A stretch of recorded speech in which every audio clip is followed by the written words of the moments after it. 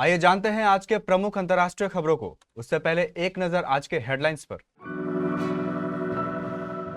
अवैध खनन पर एससी का कड़ा रुख।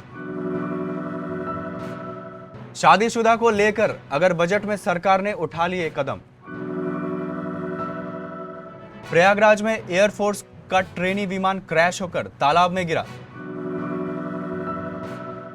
दावोस में भारत को बताया second tier AI power. Denmark से आजादी के लिए क्या ग्रीनलैंड अमेरिका से हाथ मिला लेगा? एक साथ 5 भारत जोड़ने की तैयारी में अमेरिका। हम अब खिड़की से तख्ती हटा रहे हैं। 1,58,000 का 10 ग्राम सोना। भोजपुरी स्टार पवन सिंह का बर्थडे पार्टी में एक युवक ने क्या कह दिया कि वो भड़क उठे। न्यूजीलैंड के मिचेल ने कोहली से नंबर 1 रैंकिंग छीनी। अरावली पहाड़ी की परिभाषा को लेकर जारी विवाद पर सुप्रीम कोर्ट ने महत्वपूर्ण टिप्पणी करते हुए कहा कि यह मुद्दा मात्र तकनीकी नहीं बल्कि देश के पर्यावरण भविष्य से जुड़ा हुआ है। अदालत ने साफ निर्देश दिया कि अरावली क्षेत्र में किसी भी प्रकार का अवैध खनन बर्दाश्त नहीं किया जाएगा, क्योंकि ऐसे खनन के परिणाम अपूरणीय और दूरगामी होते हैं। शीर्ष अदालत ने यह भी दोहराया कि अरावली की वैज्ञानिक और स्पष्ट परिभाषा तय करने के लिए एक हाई पावर कमेटी बनाई जाएगी।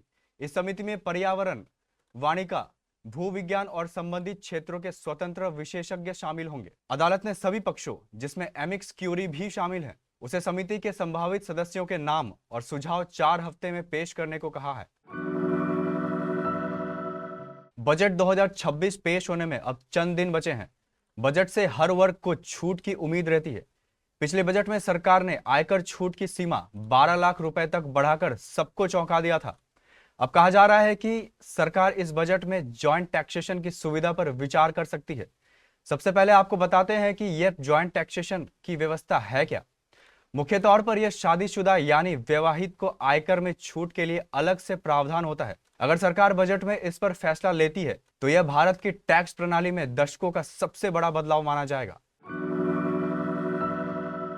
उत्तर प्रदेश के प्रयागराज में बुधवार को उस समय हड़कंप मच गया जब भारतीय वायुसेना का एक ट्रेनी माइक्रोलाइट एयरक्राफ्ट उड़ान के दौरान दुर्घटनाग्रस्त होकर शहर के बीचों बीच एक तालाब में गिर गया। यह हादसा केपी कॉलेज के पीछे स्थित तालाब में हुआ, जहां अचानक तेज धमाके जैसी आवाज सुनाई दी और आसपास के इलाकों में अफरा तफरी मच गई। चश्मदीदों के मुताबिक विमान उड़ान भरते समय सामान्य स्थिति में था, लेकिन कुछ ही देर बाद उसका संतुलन बिगड़ गया और वह तेजी से नीचे आकर तालाब में गिर पड़ा।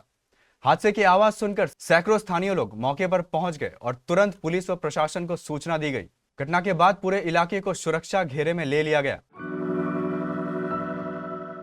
आईटी मिनिस्टर अश्विनी वैष्णव ने भारत को दूसरे टियर की आर्टिफिशियल इंटेलिजेंस पावर बताए जाने पर आपत्ति जताई है।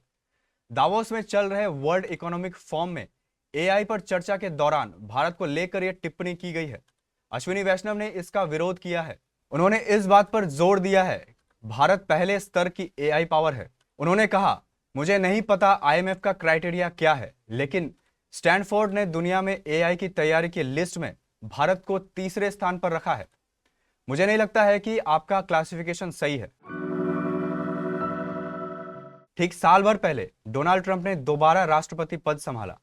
यह बदलाव अमेरिका में था, लेकिन असर दूर दराज के देश ग्रीनलैंड पर दिखने लगा। डेनमार्क के अधीन काम करते देश में आजादी की मांग जोर पकड़ने लगी। महज 55,000 आबादी वाले इस बर्फीले मुल्क में कई संगठन बने हुए हैं जो स्वतंत्र ग्रीनलैंड चाहते हैं, लेकिन इसका अमेरिका से क्या संबंध है? ट्रंप प्रशासन पर आरोप लगा रहे हैं कि उनकी वजह से ग्रीनलैंड में सपोर्टर्स मूवमेंट बढ़ी, लेकिन ट्रंप को तो ग्रीनलैंड चाहिए, फिर वो उसे स्वतंत्रता के लिए क्यों उकसाएंगे? इसे समझने के लिए एक बार रूस का उदाहरण लेते हैं। साल 2014 में मॉस्को ने यूक्रेन के क्रीमिया पर कब्जा कर लिया। साथ ही करीबी इलाके जैसे डोनबास के डोनेटेक्स और लुहांस्क में अलग होकर आजाद देश बनाने की। असल में दोनों ही रूसी भाषा बोलने वाले क्षेत्र हैं। सोवियत संघ के बंटवारे के बाद कीव का हिस्सा बनने के बाद भी मॉस्को से दूरी नहीं बना पा रहे थे। इसी का फायदा उठाया पुतिन प्रशासन ने। उन्होंने भड़काना शुरू कर दिया कि यूक्रेन के साथ उनके अधिकार खतरे में है। अमेरिका के राष्ट्रपति डोनाल्ड ट्रंप ने वेनेजुएला और ग्रीनलैंड को अपने देश के मैप में दिखाया है। अगर अमेरिका वेनेजुएला और ग्रीनलैंड को अपने देश में शामिल करता है, उसका एरिया 12 लाख वर्ग मील यानी करीब 32 लाख वर्ग किलोमीटर बढ़ जाएगा। यह भारत के कुल क्षेत्रफल के बराबर है। यह अमेरिका के इतिहास में अब तक का सबसे बड़ा अधिग्रहण होगा। वेनेजुएला के पास करीब 300 अरब बैरल कच्चे तेल का भंडार है। इस देश के नेचुरल रिसोर्सेज की वैल्यू करीब 15 ट्रिलियन डॉलर है। इसी तरह ग्रीनलैंड के पास करीब 1.5 million metric ton rare earth metals का भंडार है। इसमें आयरन और ग्रेफाइट, जिंक, कॉपर और गोल्ड शामिल है। साथ ही ग्रीनलैंड के समुद्र में तेल और गैस भंडार होने का भी अनुमान है। एक अनुमान के मुताबिक इसकी कीमत 5 ट्रिलियन डॉलर हो सकती है। कनाडा के प्रधानमंत्री मार्क कार्ने ने मंगलवार को स्विट्जरलैंड के डावोस में वर्ल्ड इकोनॉमिक फोरम में नए वर्ल्ड ऑर्डर पर एक भाषण दिया और इस बात पर जोर दिया कि कनाडा जैसे मिडिल पावर वाले देश आपसी सहयोग से लाभ उठा सकते हैं। यह भाषण ऐसे समय में दिया गया जब रूस, चीन और अमेरिका जैसे महाशक्तियों के बीच तनाव बढ़ रहा है और जब अमेरिकी राष्ट्रपति डोनाल्ड ट्रंप सहयोगी देशों पर टैरिफ लगाने की धमकी दे रही हैं। इसके अलावा अमेरिका नेटो सैन्य गठबंधन के सदस्य देश डेनमार्क से ग्रीनलैंड को हासिल करने की कोशिश कर रहा है। सोने चांदी के दामों में रिकॉर्ड तो रैली जारी है। योलो और सिल्वर मेटल ने एक और नया रिकॉर्ड बनाया है। वैश्विक तनावों के बीच लगातार सुरक्षित निवेश की मांग बढ़ रही है, जिसके चलते इनके दामों में बेतहाशा तेजी देखी जा रही है। बुधवार को सोने की कीमतों में 4% से ज्यादा की उछाल देखने को मिली और यह एक बार फिर रिकॉर्ड ऊंचाई पर पहुंच गया। चांदी ने भी अपने पिछले रिकॉर्ड को तोड़ते हुए नया हाइट छू लिया। अमेरिका और यूरोप के बीच ट्रेड वार बढ़ने और डॉलर के कमजोर होने की आशंका के चलते निवेश सुरक्षित निवेश विकल्प यानी सोने चांदी के रुख कर रहे हैं। लखनऊ के एक होटल में आयोजित बर्थडे पार्टी के दौरान उस वक्त हंगामा हो गया जब भोजपुरी स्टार पवन सिंह एक युवक पर भड़क गए। जानकारी के मुताबिक पार्टी के दौरान युवक ने कोई आपत्तिजनक टिप्पणी कर दी, जिससे पवन सिंह नाराज हो गए। गुस्से में वह युवक की ओर बढ़े, लेकिन मौके पर मौजूद बाउंसर्स ने तुरंत स्थिति संभालते हुए युवक को बाहर निकाल दिया। पूरी घटना 20 जनवरी की बताई जा रही है। अचानक हुए इस विवाद से पार्टी में मौजूद लोगों में कुछ देर के लिए अफरा तफरी का माहौल बन गया। हालांकि बाद में स्थिति सामान्य हो गई।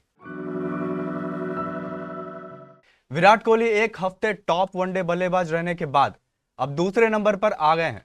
बुधवार को जारी आईसीसी रैंकिंग में न्यूजीलैंड के डैरिल मिचेल ने उन्हें पीछे छोड़ते हुए टॉप पोजीशन हासिल कर ली है। भारत के खिलाफ हालिया सीरीज में 2 शतक के साथ 352 रन बनाने वाले मिचेल ने यह मुकाम 845 रैंकिंग अंकों के साथ हासिल किया है, जबकि कोहली के पास 795 अंक है। अफगानिस्तान के इब्राहिम जादरान तीसरे और भारत के रोहित शर्मा चौथे नंबर पर है।